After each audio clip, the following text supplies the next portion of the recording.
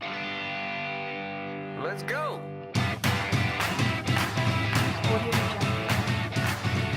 Welcome to the Ride Home Review. Where we talk about the movie we just watched on our ride home. Then we do our best to improve the movie by rewriting the story on the fly. The hosts of the Ride Home Review are sci-fi fantasy author T.K. Thompson And film pundit Dustin Thompson. Spoiler alert! Alright everybody, this is your official warning. All of our reviews will be filled with spoilers of the movie. So if you have not seen this movie yet, please listen at your own risk. Alright, welcome to a new episode. Today we're talking about... Fantastic Beasts and Where to Find Them. Yes, it's the new Harry Potter movie, and as a huge Harry Potter fan... Harry Potter nut, Harry Potter fanatic, dream, sleep, Harry Potter.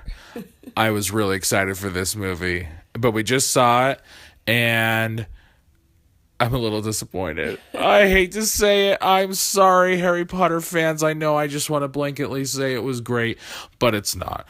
But it's still a good movie. It was still a good movie. It's not a bad movie, but we're going to talk about those things. So get ready, and here we go.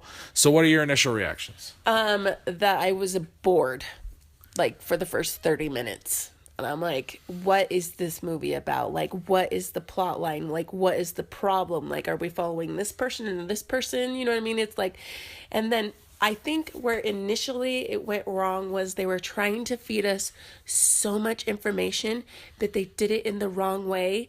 And the way they did it, like, you know, flashing the newspapers and up there and stuff like that, it was too quick with not the right type of words to draw us into the story that they were trying to tell. I couldn't tell which newspaper headlines I was supposed to be reading. Yes. So, and I'm not the dumbest person. I watch movies with subtitles, but I could not tell. Am I supposed to be looking at this headline or that headline? How's it supposed? What's it supposed to mean to me? What Right. like what are these news like headlines? What's the conflict of this story? And it didn't tell us what it was. Right. And so I felt like they tried to feed us too much information to make us understand the story that they were telling. Right. And they couldn't. Well, because what they were trying to do is, after watching the movie, this was a movie about Grindelwald. So Yeah. Harry Potter was all about Voldemort and Harry Potter. This story is about Grindelwald as being the new bad, right? But no one knows that. I knew it as a huge Harry Potter fan, but nobody knows that. That beginning part with all the newspaper articles was supposed to tell us that, but it didn't. It didn't. And you're right. This movie had an identity crisis. It did.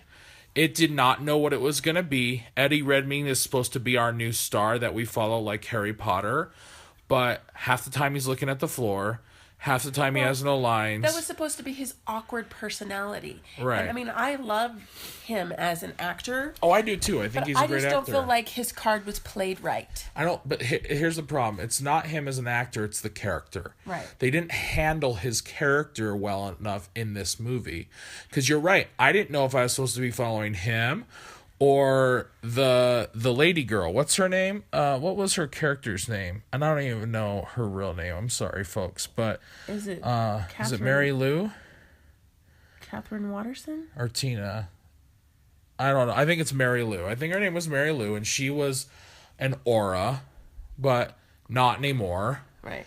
And she was trying... So I didn't know if I was following her story, right? Right. And I liked Eddie Redmayne, and I liked his character, but it should have been evident. This is about Eddie Redmayne, and this is about Grindelwald, and how we're going to set up this story. Right. And I felt like, the movie's named wrong. Because what are you going to name the next movie? Fantastic Beasts and Where They're Not? Fantastic Beasts and How to Train Them? Even in the opening, when they begin with... what's his face and Colin Farrell as and Graves. You're right. The destruction that was going on that nobody understood. Right. We didn't understand that the entire movie was about this particular scene, this particular destruction. Right. You know what I mean? It's like nothing got its debut. You know what I Right, mean? right. Until the very end when we're like, Well, because we're oh. sitting here thinking, oh, there's a beast in the city lost. But then I'm like, wait a minute, Eddie Redmayne just got off the boat. So how can there be a beast lost in the city? So now they're setting up some dark thing happening in New York City. And then Eddie Redmayne shows up. What's his character's name? I actually like it. Newt's Commander. Right. Newt's Commander. So, and then he shows up and loses one of his... And don't get me wrong, the beasts are cute, Yes. right? That one guy that was shoving jewels and stuff in his pouch, hilarious, Totally cute. want I one. loved it. I want one, right? But this is the problem. Is this movie about, what was it called? The big What was that? dark magic inside of a person That that's... orb? Yeah, that Yeah. or and they called it something. But anyway, so is this movie about that guy?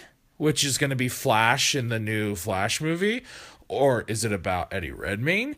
Is it about Colin Farrell? Is it about, like, who's this movie about and what's important? It was so hard to track what we were doing. There were so many things happening.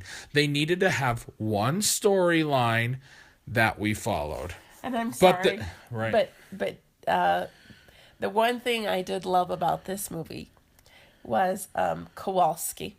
Kowalski was great. I wanted to kiss him so bad. Did you? He was Hey, so cute. you're married to me. Stop I saying know, that. but it's all about the cute, fluffy men. His character was so endearing You're right. that you just wanted to scoop him up and hug him. You're you know right. what I mean? And honestly, Dan Fogler, he's in a few things that I like. Like, he's in the Goldbergs every now and then. Mm-hmm. But most of his movies, I don't like him in, but he was amazing in this movie. Yes, he was. And he stole the movie completely. And he's a muggle. He's just a human dude, I wanted to feed him pie. right? That's so funny. So let's talk about the things they did right. His character, they did absolutely right. We absolutely loved Kowalski. He was a fluffy, chubby man that everyone loved. The creatures were beautiful, wonderful, awesome, The weird. creatures were beautiful. They were awesome. They were weird. I loved them all, right? And I loved how you had to catch them, and I loved all that. And I absolutely loved his suitcase. Newt's suitcase, little world that he has his own apartment and where he keeps them. I love all of that. I thought that was really, really great. But the story was choppy, and that's where it all fell apart. So let's rewrite this movie, because we don't do this often, but this is why we started the podcast. This is like a long one. Was how would we write this story to have it work right? Because there's a few things also that I love about this movie. We got to see what it's like in the wizarding world in America. Right. And I loved how it was different. There was not the Ministry of Magic. It was a whole nother like government society thing. They had different names for people. They had like a president of the Magical Association of America or whatever they called it. And I loved the look, how it was different. I loved expanding the universe of the magical world. I absolutely loved that. So that's what they did right. But they followed too many storylines. So if we're just sticking If with I their would've- storyline. so if we would have stuck with Grindelwald, I would start with Grindelwald. Right. I would start with a scene with scene. Grindelwald, because I think what they were trying to do is, let's hide Johnny Depp and not see him until the end of the movie and it be kind of like a fun thing. That was a mistake. But it wasn't revealing when he changed into someone else, because I'm like, who's that supposed to be? Right. So we should have saw Grindelwald at the beginning, in a scene, being menacing, doing his thing, whatever he does. So we can understand why he's the bad guy, why we're Right. searching for him. Right. You know, who he is, his motives. Right. He needed to be introduced first. Right. And if not that, some type of voiceover saying, this is what's been happening in the magical world. Right. You know, Giving us Grindelwald is direct doing this and information. doing that, giving us direct information so we could really understand what's happening in the wizarding world at the time. Right. Then we should have cut to Newt's commander getting off the ship in New York, right?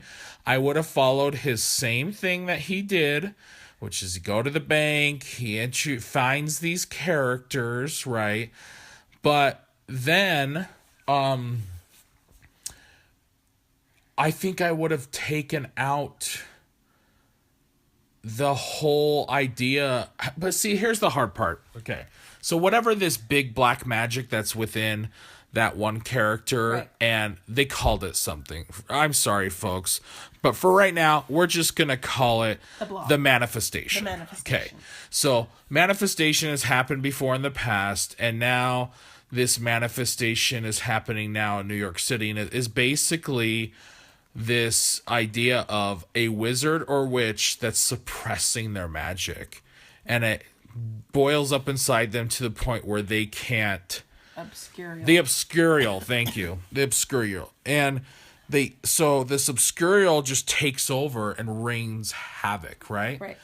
I actually really like this part of the magical world. I think it's one of the things they did right. But at the same time, I don't know how you make a movie about Newt Scamander and his beasts and the obscurial in the same film. That's where I'm having a hard time, because a part of me thinks this should be all about the obscurial and people coming to America trying to find out what the problem is, hunting to help out, because they don't understand it, so they need a specialist. Right. So what I would have done is make Newt Scamander being sent to America by Albus Dumbledore as a recommended expert on this obscurial matter, right? And they could have the American Magical Association be like, no, we don't need you. Kind of a normal cop thing. We don't need the FBI. We're going to handle this locally type of thing, right? Exactly. So that's what it should have happened, is he should have showed up trying to say, look, I think you have an obscurial. This is what an obscurial is, and I'm here to help you. And then be like, no, we don't need your help. And then I think that would have made the movie flow a lot better. Because without that, Newt Scamander's just in New York for what? Well, he was trying to go. Bird. But why go to New York? Well, he was on his way to Arizona or New Mexico. I didn't get it. It didn't make sense to me that he just wandered into this whole thing. I don't like that. They should have cut that whole I'm trying to go to New Mexico or Arizona for this bird thing, and just have gone there, sent there as someone who could help, and then the American Magical Association Aura's not wanting to accept his help, but him kind of making himself insertive, right? And then he could have recruited the ex-Aura to be like, hey, if we can take this down and figure it out, then they'll accept you back and get your job back, right? That's the story I think we should have saw. What do you think? Yeah, well, no, it's a better premise than I feel like what they had. Right. You know, and I felt like it would have been a lot more understandable. And going on to another movie, we could understand, you know, the base that they were trying to set up better if they had done it that way. So I agree with you. Right. You know. Well, and here's the other question. If Colin Farrell's character was technically the head of the Magical Aura Association, he's the chief police, essentially, of magic in America, right? But he was Grindelwald the whole time. Right. So what happened to him? Like, that's another thing, is like, what happened to this guy? And how did no one notice? And I could get past all those things, but I would have liked that part to be tied up a little bit more in the storyline, cleaner. You know, even in the Harry Potter movie, when Mad-Eye Moody gets taken over with Polyjuice Potion, they kind of wrap it up in the end when they find where Mad-Eye Moody and that kind of stuff. Right. Like, that would have been kind of nice to have too. So basically, we just needed a lot more information in order to build on, and they just didn't give it to us well. So, and I know that a lot of people complain when plot is just given in dialogue. Right. A lot of people say, "Show me the movie, not tell me the movie." That's why they do the newspaper. But the newspaper wasn't effective, and that's the point. But had it been, you know what I mean? We really needed to build up and understand the Grindelwald. You know, his purpose, the reasons why he does, and it would have made a much better movie. Right. Just by having that basic information, either through scenes Or like how they do in Harry Potter, they introduce a new newspaper that's screaming and yelling at us. And then someone comes and tells Harry Potter about it and what's going on. There's always advising happening, right? Well, and here's why I think the Dumbledore and Newt Scamander thing would have worked really well. Is because if you guys... I'm a huge Harry Potter nerd. So, but Dumbledore and Grindelwald were best friends. Mm-hmm. They were kind of like the teenagers and young men that went off to kind of go conquer the world, right? Right. And at this point, Dumbledore and Grindelwald have separated, and Dumbledore won the Elder Wand from Grindelwald, right? Right. This all happened, right? So it would make so much sense for, if Grindelwald's now a problem in the world, for Dumbledore to want to be inserted into what's happening. Right. So it would have made sense for Dumbledore to be like, hey, Newt Scamander used to be a professor at my school, but he can't be there anymore. He was expelled by the magical Ministry of Magic, but he knows what this Obscurial is, and I'm going to send him. That would have made sense when it comes down to the world. And that's why I think they should have done it that way. But of course, I'm arguing that my story's better than theirs, and it doesn't help. When you have a story that's as big as Harry Potter, that has so much depth in history, you cannot get away from not telling it. Right. Because that is what's drawn people in, is that it's so vast and it's so deep. And because you have that information, you need to use it.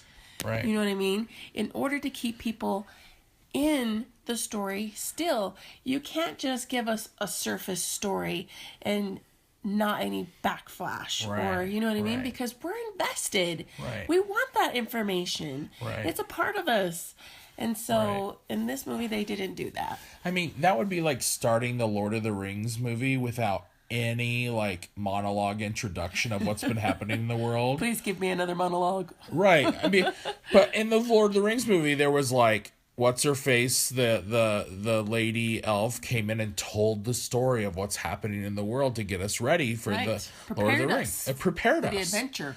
Right. And that's what was missing in this movie. But you know what? So here's my big question. You're an author. You're a writer. Right. This movie was written by the author. Okay. J.K. Rowling wrote this script. So my question is, she wrote the books. They were amazing. I love J.K. Rowling. She has created the greatest sensational hit in our culture's history. Right. But do you think that was the problem, is that she wrote the script? Or is it just because all the other Harry Potter scripts were written scripts by other screenwriters that adapted her story from the books? And they did an amazing job. The Harry Potter series is probably the greatest adapted book to movie thing that's ever been made. But I'm wondering, based on your opinion as the writer, do you think you need to leave writing movies to the people who know how to write movies, and she should have just wrote a book and then had someone adapt it? What is your thoughts? Writing a book and doing a movie are two extremely separate things. And I don't think that either should be done without an author, the author of the material, and a person who understands how to tell story on a screen and not in a book. Because you can't tell everything that happens in a book on a movie, but you can generate scenes that create the same emotions that your words can. And I don't feel like maybe she understood how to make the scenes the same way she can paint them with words on paper. Granted, I think she's an amazing, and this is something that I worry about. Like, if any of my books ever became a movie, my deepest fear is that someone else would be able to take over it completely, and I would have no creative input because the idea is wholly mine. You know what I mean? And they don't know how to completely paint the picture without the visions that I have in my head. But at the same time, I probably wouldn't know how to wholly put it on a screen and paint, the visual for it. And so this is obviously like one of my worst nightmares, is to ever be in this situation. but I feel like she didn't do the best job of telling her story that she possibly could have in her book on a screen. But I still feel like she's got amazing talent. But you know what? Come on. This was her first time. There's so many people who have like made movies and we're just like, yeah, whatever. That just sucked. I am just never watching it again. I am still willing to go watch a movie or read a book of hers because I know that she is about creating magic and wonderful adventures and awesomeness. And even though this one wasn't totally up to par, I still thought it was a good movie. And it's still a good story. And it's still a good story. The story and the world that she created in Fantastic Beasts, I loved. Right. It was a pacing problem. It was a pacing problem. And it was a pacing problem and it was a jumbled story. Like, they didn't know, like I said, they had a mistake of identity. Right. They didn't know who the focus was of the movie. And I don't know if they were trying to do too much in one movie or it was just because I felt like with Harry Potter, she knew this is about Harry. This is about Harry. And I'm going to do everything through Harry's eyes, everything through him and his friends. And this is what people will connect to. Here, I couldn't tell if I'm connecting to Kowalski, to Newt. She didn't have her muse. Right. And I think that's what was missing in here. But you know what? Again, like you said, I'm still going to watch this movie as part of my Harry Potter marathons because it's still Harry Potter. Right. But it definitely was not the best Harry Potter. In fact, every Harry Potter movie is better than this movie. I'm sorry, but it was like the prequels to Star Wars. Yeah. Was it that bad, though? No, because I won't watch those. Right. Maybe episode 3 of the prequels, because that one was still kind of fun. But, yeah, you're right. Yeah. You're right. So, a little disappointed. I'm giving this like a 3. Just a 3 stars. 3 stars means, hey, yeah, it's fun to watch on Netflix or whenever it's on or whatever, but it's definitely not in my top. It's not my go-to movie. Yeah, I'd have to agree with you. Yeah. So, but you know what this movie did do for me? It gives me hope for the next stories. Right. Because now that Grindelwald's there and we saw Johnny Depp and Newt Scamander has been established as a character and all these things, it gives me hope that the next movie will find its stride. So, yeah, I agree. Yeah. I agree. All right. Well, hey, it's not just what we have to say. We'd love to hear what you guys have to say. So please, comment. That's one thing that we really haven't asked you guys to do on these episodes. Like it, but also comment. Tell us what you think, either in our Facebook feed when we post it or on YouTube.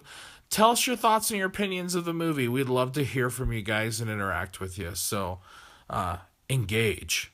All right. Thanks, guys. All right. Have a great day, Christmas, whatever. Bye.